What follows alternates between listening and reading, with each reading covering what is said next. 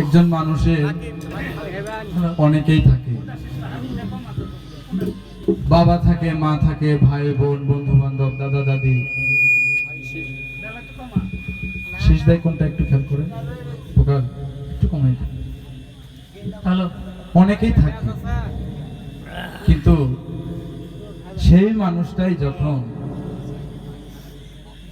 তার জীবনের সবকিছু যা কিছু আছে কিছু বাদ রাখা যাবে না, সেই মানুষটাই তার জীবনের সবকিছু একমাত্র তার মুর্শিদের পায়ে যখন অর্পণ করে, তখন তার একমাত্র দয়াল বিনে, মুর্শিদ বিনে, রূপসা বিনে আর কেউ থাকে না। তো তার আগ পর্যন্ত তার অনেকেই থাকে, কারণ কোন পীর সাহেব না করে না যে তোমরা মা বাবার সেবা করো না। সবাই, সব পীর সাহেবরাই বলে নামাজ পড়তেও বলে, কিন্তু আমার নবীজি কিন্তু মাতা পিতার খেদমত করতে পারে না, তার সেই সৌভাগ্য হয় না। এটা তারই খেলা, সৃষ্টির ইচ্ছা, তাকে কষ্টে রাখবে। সেই কষ্টটা না পাইলে এই জমানার মধ্যে, এই দুনিয়ার মধ্যে যত এতিমরা আছে তারা সেই কষ্ট কিভাবে বুঝবে? মাতা পিতাকে খেদমত করতে হবে, মাতা পিতার জায়গাটাই আলাদা। অনেকে বলে,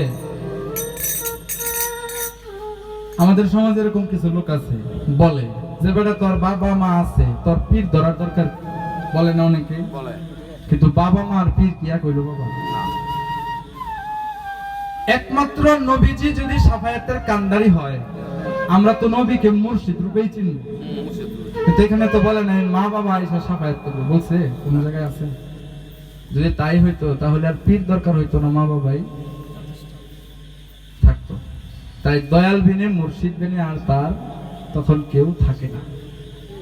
তাই মুর্শিদকেই একমাত্র, যতদিন থেকে, যেদিন থেকে মুর্শিদের কাছে জীবনের সবকিছু দিয়ে সে বিনামূল্যে তার পায়ে অর্পণ করেছে, তার বলতে আর কিছু নাই।